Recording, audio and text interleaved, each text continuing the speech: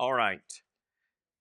Genesis chapter 36. What we're looking at this morning, class, is Jacob receiving the promised blessings instead of Esau. We're going to summarize and wrap up Esau's line, what happened to Esau, who he married, and what became of him. You think back, unlike Ishmael's genealogy, which was 6 verses, this passage is going to be 43 verses, 7 times longer than Ishmael's passage. So I would say this morning we got our work cut out for us. I was looking at it to find out, this is the 4th largest chapter in the book of Genesis. And if I had to title our lesson for this Bible class today and the weeks coming, I would describe it as seizing the world. Because despite the fact that Esau does not receive the promised blessing, he lives by earthly standards an incredibly accomplished life. And we're going to look at these 43 verses describing Esau's accomplishments, his possessions. And then we're going to look at one verse in chapter 37 that describes Jacob's life. That Jacob is simply sojourning in the land, not his own. Jacob and Esau, however, they really represent not just two people. If I'm being fair this morning, they represent two paths in life. So the idea would be that sojourning with the Lord is better than seizing the world. So, when we look at this passage, I'll be honest with you, a lot of people, I think it brings to mind words like tedious and monotonous or foreign. But let me tell you, for the original audience who would have read this chapter, I think it would have not brought to mind those words. I think it would have brought to mind words like blessings and fruitfulness and standing and wealth, things that are very valuable to people both then and now. And when we look at it in this format, it may be a little unfamiliar to us, but I don't want us to miss what is in this passage. So I'm going to sit down this because this is a long reading. And please forgive me if I mispronounce any of these 5 billion names, okay? Let's read together. I'm reading out of the English Standard Version, Genesis chapter 36.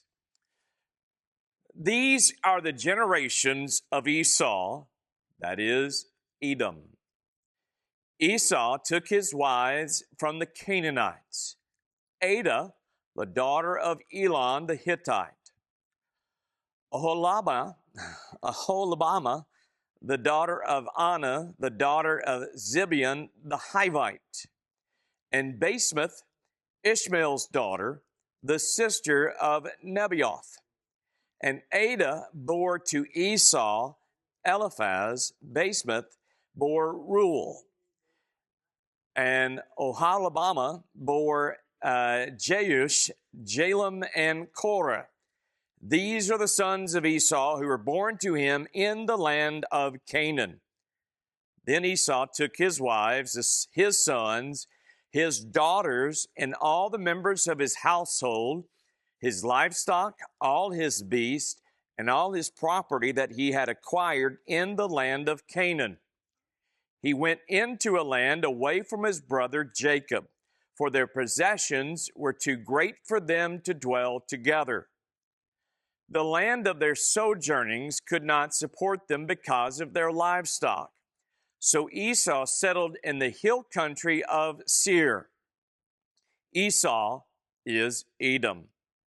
These are the generations of Esau, the father of the Edomites in the hill country of Seir.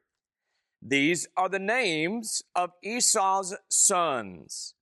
Eliphaz, the son of Adah, the wife of Esau. Reuel, the son of Basemath, the wife of Esau. The sons of Eliphaz were Teman, Omar, Zepho, Gatam, and Kenaz. Timnah was a concubine of Eliphaz, Esau's son. She bore Amalek to Eliphaz. These are the sons of Adah, Esau's wife.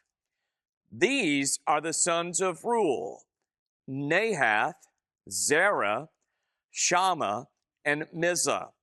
These are the sons of Basemath, Esau's wife.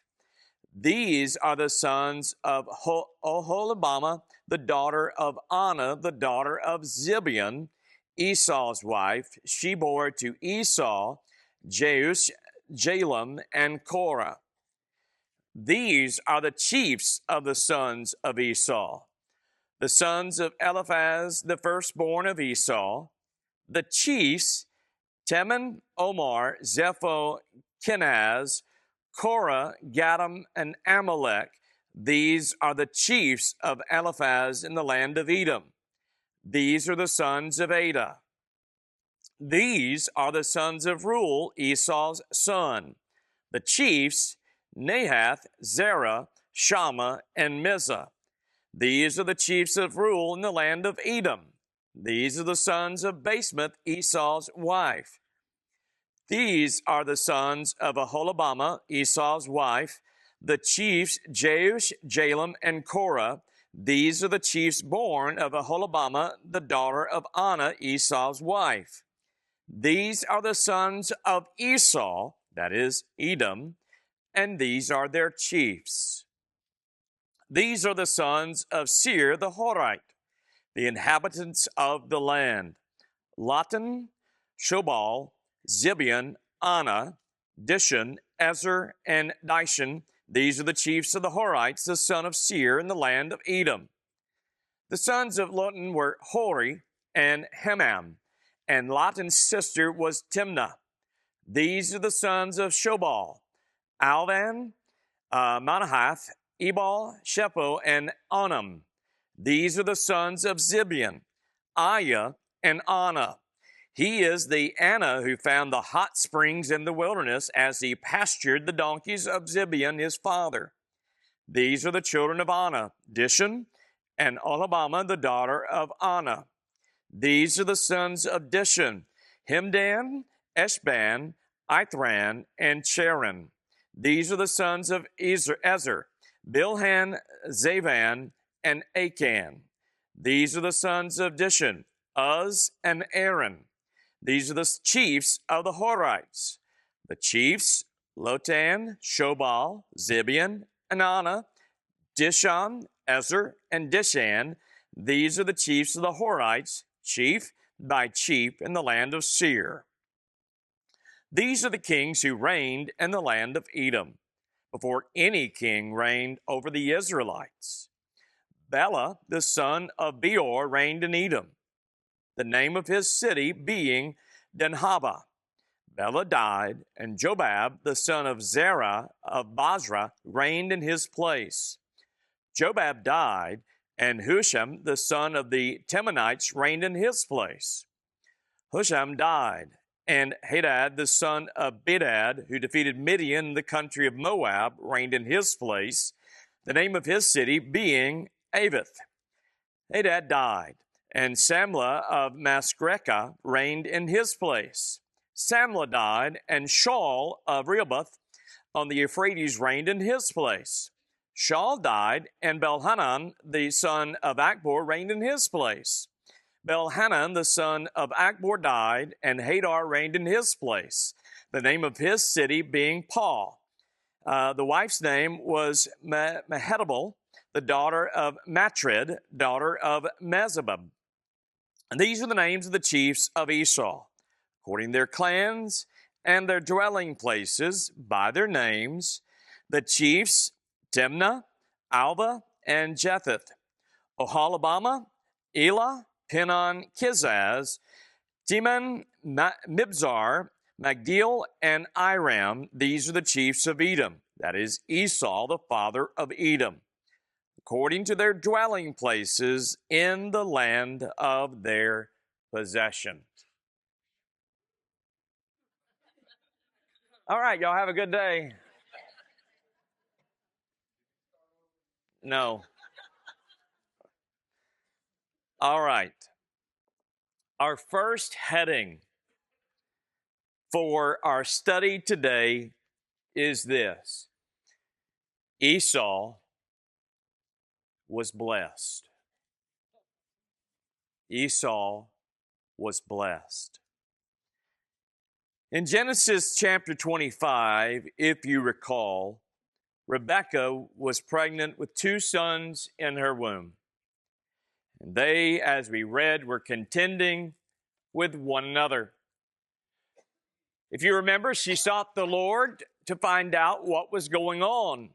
The Lord said, 2 nations are in your womb. Esau would become the nation of Edom, and Jacob would become the nation of Israel. Really, in this passage, we're going to see how God, according to His promises and His providence, is going to move Esau from being just this immediate family of wives and children to becoming what would be known as the nation of Edom. Esau, if I'm honest with you, class, is going to make some bad decisions. But God, like God always does, God is going to be behind the scenes, orchestrating things and moving him toward becoming what we know as that nation of Edom. Now, beginning in verse 1, we read that phrase, these are the records of the generations of whom? Esau. That is Edom. Esau took his wives from where? The daughters of where? Of Canaan. Now, immediately, I think we're struck by the fact that Esau chose Canaanite wives to marry. 2 Canaanite wives, in fact. Later in Exodus, God is going to explicitly tell Israelites that, hey, you are not to intermarry with the Canaanites because they do what? They worship what? False gods. And if they intermarry, they'll be led astray. And so God naturally prohibits that. I think it's safe to assume that Abraham and Isaac, I think they had similar motivations in wanting their children to marry within their people, but Esau chose not to do that. Again, we know he marries 2 Canaanite wives. In verses 2 and 3, we're finally shown their names. We studied about them weeks ago, but we just had that short little introduction, and we're not told anything about them, but we here learn their names. The first is Ada, the daughter of Elon the Hittite, and Aholibamah, the daughter of Anna. Then he marries a 3rd wife, and this one is named Basemath, who I think if you've studied the Old Testament, you've come across her name. She is Ishmael's daughter. Granddaughter? That's interesting. A lot of times, daughter and granddaughter are interwoven, okay? And a lot of times you'll say sons and daughters, even if it's grandsons or granddaughters. A lot of translations do that. So Esau marries 2 Canaanite wives, and we know what did that do to his mom and dad? Do you remember? It grieved them, right? It caused them grief. When he saw that it bothered his father in particular, well, he married a third wife, a daughter of Ishmael, someone who was more closely related to their family. Now, I think it's possible that Esau had more than just these three wives. In Genesis 26 and Genesis 28, there are different names listed for Esau's wives. So it's possible, in my opinion, that he had more than these three. But it wasn't uncommon, if you study Old Testament history, it wasn't uncommon for people to have multiple names. So it's possible that we were just given different names for the same people. Esau, by the way, did he have multiple names? Sure did. Esau, or otherwise Edom. Sometimes when people live in different cultures, even today, they have multiple names. Whatever culture they're in, they use that name. My middle name is Jonathan. I don't go by my first name. Some of you have, you go by your middle name. Most people go by their first name, and that's pretty common in our culture. So Esau marries, I'll say, three women. And from these three women, they produce how many children? 5 is what we see. And these 5 are named in verses 4 and 5. Eliphaz, Jeush, Jalem, and Korah, all born to him in the land of Canaan. So this, I would say, is the immediate family line of Esau. This is the starting point. But from that starting point is going to emerge a great nation, the nation of Edom. But if Esau is if Esau is going to become a nation, what do you need if you're going to become a nation? Well, yes, children, but what do you need? You need land. They got to have somewhere to live, right? In verse 6, it tells us that Esau moves his family out of the land of Canaan. Verse 6 says, then Esau took his wives, his sons, his daughters, and all his household, his livestock, all of his cattle, all of his property, which he had acquired in the land of Canaan, and went to another land away from his brother Jacob. Now, it takes us back, because if you remember, Esau was cheated out of his blessing by his brother Jacob, and he then goes back to his father, right? And he seeks a blessing for his own from his father. But what does dad say? I've already given it. It's too little, too late. But his father does give him a blessing. It's just a much lesser blessing. In Genesis 27:39, it says, behold, away from the fertility of the earth shall be your dwelling, and away from the dew of heaven above. Okay? So God gives Esau the land of Seir. Okay? That's the land that God gives him, but it's a different kind of land altogether than the land of Canaan. What's the land of Canaan described as? A land flowing with milk and honey, which really is a declaration of Canaan's fertility. Okay? Seir's not that way. Seir's not that kind of land. Seir, if I've done my research correctly, it is located southeast of the land of Canaan. It was a strip of land that was 100 miles long and approximately 40 miles wide. According to Numbers, chapter 20, verse 17, it was a land that had vineyards and fields, but Seir was really and truly a rugged, mountainous terrain. Okay, if you think about it, rugged, mountainous terrain, is that an easy place to have agriculture? No. It had what? It had these high red sandstone cliffs and narrow passageways that protected its capital city that would eventually be known as what? Do you know? Starts with a P. Petra. Thank you.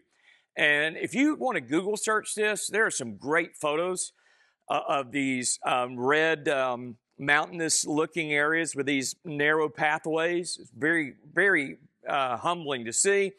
And that natural defense of Seir would become a source of great pride for the nation of Edom. They thought, we are undefeatable. We are protected. There is no way the enemy can bring us down because of these high cliffs, because of these narrow entryways. Eventually, though, our good friend Obadiah, if you ever studied the prophecy of Obadiah, it's easy to remember. Obed-Edom. Obadiah. Obed-Edom. It's all about Obed-Edom. And eventually the prophet Obadiah would write through the Lord's inspiration about the fall of Edom.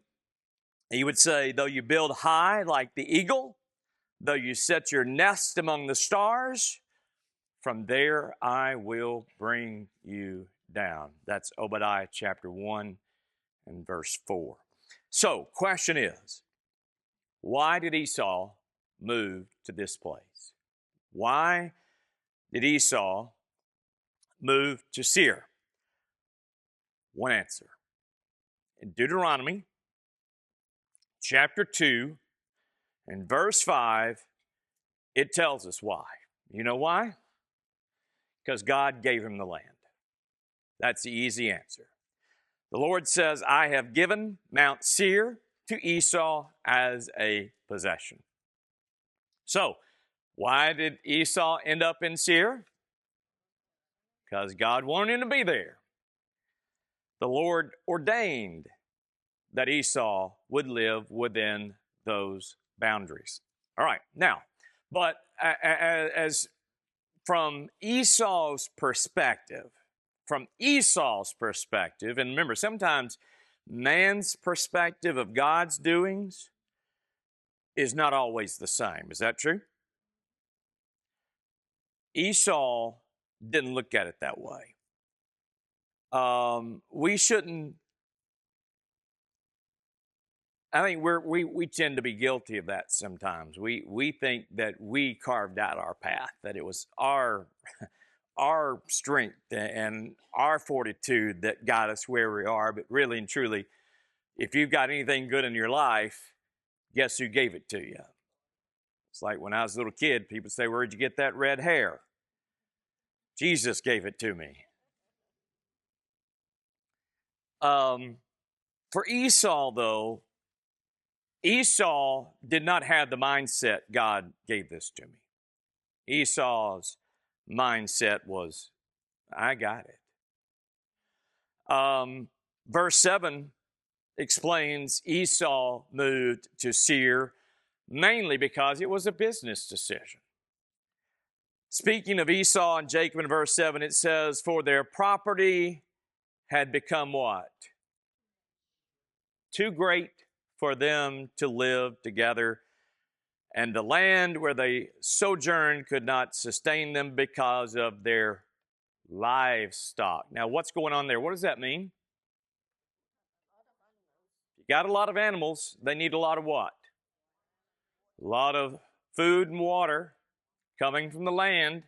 If the land cannot support that number of livestock, then somebody's livestock are going to suffer. Okay? So, Esau decides he's going to move out permanently to the land of Seir, along with his wives, his children, his livestock, and all of his possessions. You think about it, Esau moving out of the promised land, folks, that's a really significant event because Esau was going to eventually become the nation of Edom. And God has promised the land of Canaan to whom? to Abraham, to Isaac, to Jacob, right? Esau is moving out of his own volition, his own choice, to a different land. It's not just a business decision either. It's kind of multifaceted. It's not just a business decision that causes Esau to move. In verse 24 and 25, we learn that one of Esau's wives, that tough name, Aholibamah, is a what? What does it say? She's a what? Starts with an H. A Horite, right? Isn't it a Horite? Or am I miss? I thought it was a Horite, but it could have been a Hittite. Is it a Hittite? Okay. She is one of the original inhabitants of this land, okay? In verse 24, we're talking about Anah, A-N-A-H, Esau's father-in-law. It says that Anah found what? Found the hot springs and the wilderness when he was pasturing the donkeys of his father Zibeon. In other words, Esau's father-in-law, you could say he was a real estate man.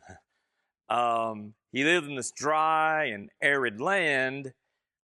And if you live in a dry and arid land and you find a water source, what? Yeah, I'm in the money. The skies are sunny, right? So this is a prominent man, a prominent family, and his daughter is Aholibamah that Esau marries. What's that? Hivite, okay. Well, none of us are right. Hivite, Horite, Hittite. I thought it was Horite, really and truly, but my mind could be fit. Okay, well, like I said, I could be wrong because there's a lot of names in here that gets me really turned around. Listen, when I was growing up, I was told, if you ever want to be rich, marry into money. If you ever want to get rich with land, marry into some people that have what? Land.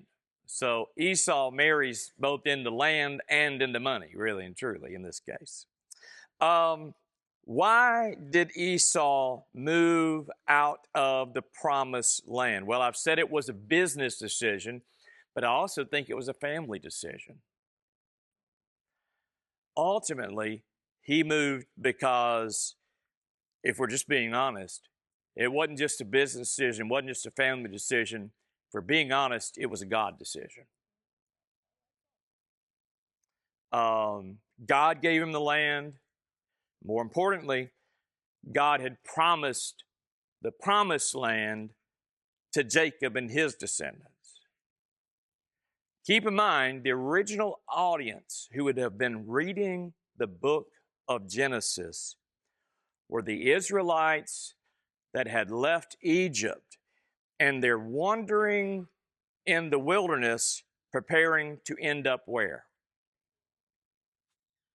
The promised land, okay? Think of how encouraging it would have been, these stories of how God had removed nations from this promised land in their past and left their ancestors and their patriarchs in them, okay? We saw that in Genesis 13, right?